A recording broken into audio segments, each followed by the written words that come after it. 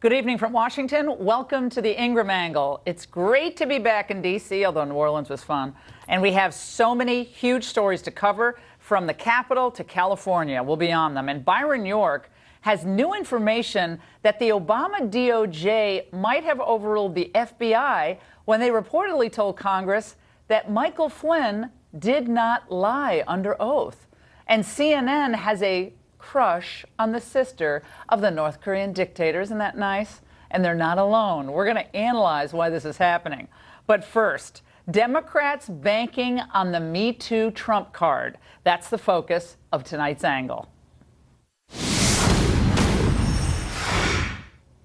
The past few days have convinced me more than ever that the Democrats and their American media sycophants are feverishly attempting to use the hashtag #MeToo moment for Trump's undoing. Now that the Democrats have extracted this massive increase in domestic spending in the budget bill, they've essentially given up on the idea of working with the Republicans to actually improve the country and solve some problems. Pelosi, Schumer, Durbin have come to the conclusion that the only way to beat Trump is to avoid debates on his policies, which, let's face it, for the most part, are showing signs of working. And so what they're instead doing is resorting to full-on demonization and guilt by association. And sadly, it was obvious, almost from the start, that the Me Too movement would become more about politics than justice. You think about it. Justice requires more than an accusation and a denial. It involves probable cause, the rules of evidence, no hearsay allowed, and the cross-examination of witnesses, for instance. You know, this antiquated notion of innocent until proven guilty. Now, of course, in some cases, the evidence is overwhelming. You think about Harvey Weinstein and Kevin Spacey, they come to mind. And their disgusting, even criminal behavior was well known by the glitterati for decades. But after the two went off to rehab and the Me Too thing really ramped up, let's face it, the folks pushing the movement really moved on to their real target, Donald J. Trump. If anyone knows about inappropriate behavior in the workplace at NBC, it's Donald J. Trump. Is he aware that he's him? There's one industry that isn't even trying to get rid of sexual predators, and that is politics. Do you want to be part of Sexual Assault Month? I'm in. When do I start? That's such a bad impersonation of Trump, by the way. I'm sorry, it's really lame. Remember last week as well, the press exploded with stories about that guy Rob Porter, a name most of you hadn't heard of before last week. Well, he's a former staff secretary to President Trump who was accused by two former wives and a recent girlfriend of abusive behavior. His reportedly tumultuous relationships, to say the least, apparently didn't, however, affect his work, which by all accounts was top-notch. Even one of his ex-wives said she didn't think he should be fired, despite what she claimed were his anger problems. And on Friday, the president refused to throw Porter to the wolves. I found out about it recently, and I was surprised by it. But we certainly wish him well. It's a obviously tough time for him. He did a very good job when he was in the White House.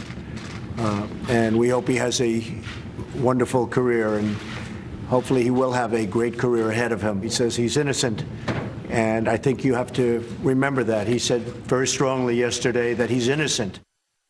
Well, that was heresy, because apparently the only acceptable response from the president would have been condemning Porter to a life of misery and inviting the wives to the White House for a Me Too lunch. Trumpism doesn't merely tolerate sexual abuse.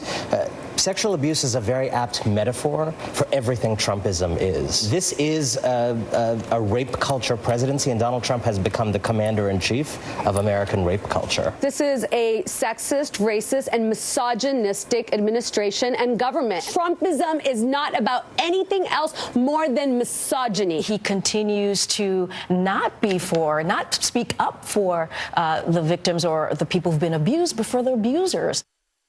Well, it's fine. I think the president could have mentioned the people who claim that Porter did that to him. Absolutely. The ex-wives, sure, he could have mentioned it. Maybe probably should have.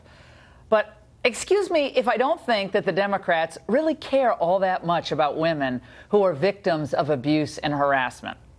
Remember, folks, they campaigned with Bill Clinton, they partied with Harvey, they ridiculed Paula Jones and Juanita Broderick, and they looked the other way when abuse was occurring for years because it helped them professionally, personally, politically, or all three.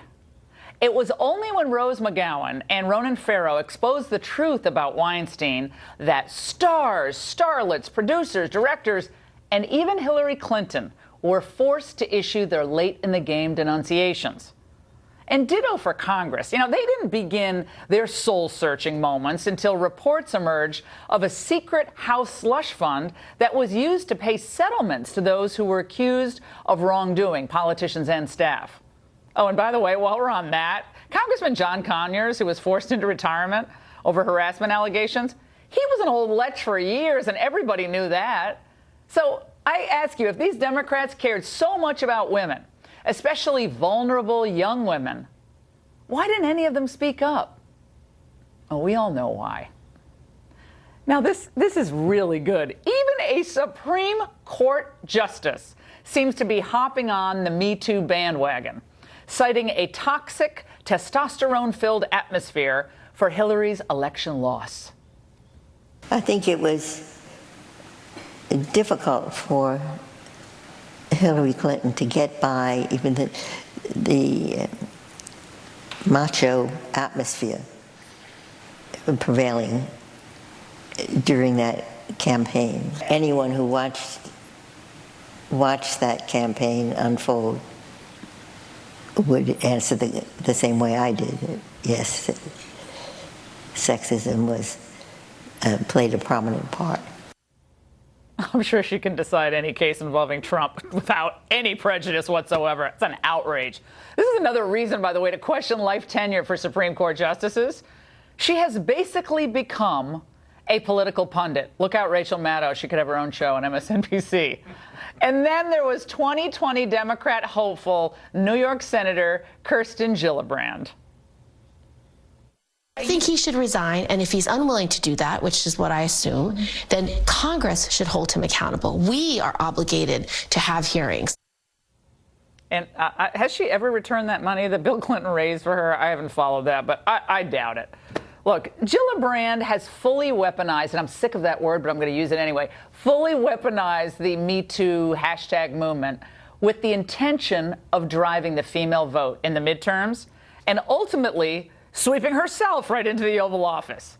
And while we all condemn actual abuse and harassment in all of its forms, regardless of where it occurs, the last time I checked, jobs, the economy, healthcare, education were still the top issues for voters, including women.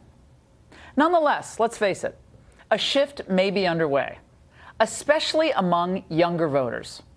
Ted Cruz said over the weekend that the left would crawl over broken glass to vote in the midterms. Thinking about it, he's probably right. And if Gillibrand has her way, most of those with cuts on their hands and knees are going to be women. The left is really busy marshaling their allies, their resources across the cultural and political spectrum to make the president toxic to women and ultimately drive him from office. And the president has already seen some erosion in his female support. Democrats know this is a magic bullet for them. If they turn the women's vote by just a few percentage points, it can mean the difference in the midterms and in 2020.